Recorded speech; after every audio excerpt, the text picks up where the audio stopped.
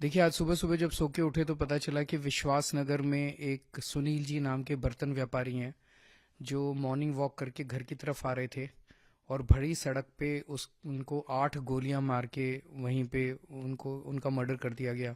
दो मोटरसाइकिल पे सवार होके लड़के आए और उन्होंने उनको गोली मार दी। हम कल्पना भी नहीं कर सकते थे ऐसी दिल्ली की एक दिन ऐसा माहौल होगा दिल्ली के अंदर जब सड़कों के ऊपर सरेआम गोलियां चलेंगी। और ये कोई आइसोलेटेड इंसिडेंट नहीं है, रोज इस तरह की गोलीबारी की घटनाएं दिल्ली में सुनने को मिल रही हैं।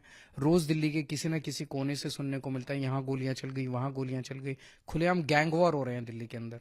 जो 90 के दशक में हम सुनते थे कि मुंबई में अंडरवर्ल्ड का राज था, आज दिल्ली में गैंगस्टर्स का राज है। और ये खुलेआम बिजनेसमैन को फिरौती की कॉल्स दे रहे हैं, एक्सटॉर्शन की कॉल्स आती हैं बिजनेसमैन को। कितनी, मतलब पुलिस रिकॉर्ड के हिसाब से इस साल इस अभी तक 160 कॉल्स आ चुकी हैं। जो पुलिस के पास केस नहीं गए वो तो आप सोच सकते हो कितने ज्यादा होंगे। तो कॉल्स आती हैं कि इतने पैसे दे दो नहीं तो तुम्हारे परिवार को मार डालेंगे, इतने पैसे दे दो। बहुत सारे बिजनेसमैन अब दिल्ली छोड़ छोड़ के दूसरे राज्यों के अंदर बिजनेस करने के लिए जा रहे हैं।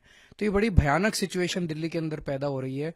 और लोग अपनी सुरक्षा के लिए आखिर किसके पास जाएं?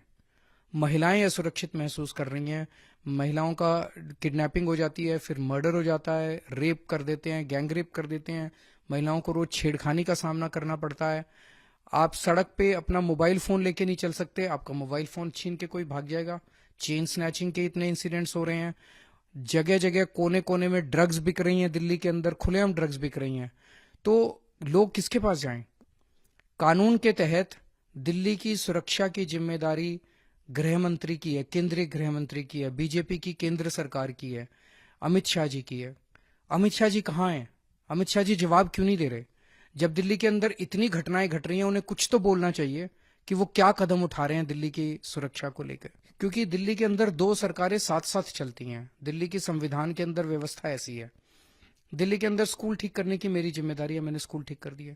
दिल्ली में अस्पताल ठीक करने की जिम्मेदारी है, मैंने अस्पताल ठीक कर दिए।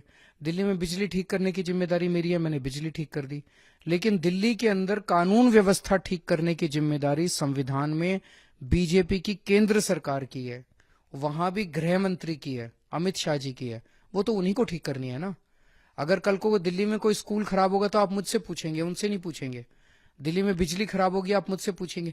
लेकिन दिल्ली में अगर कानून व्यवस्था खराब होगी तो उन्हीं से पूछा जाएगा कि आप क्या कर रहे हैं।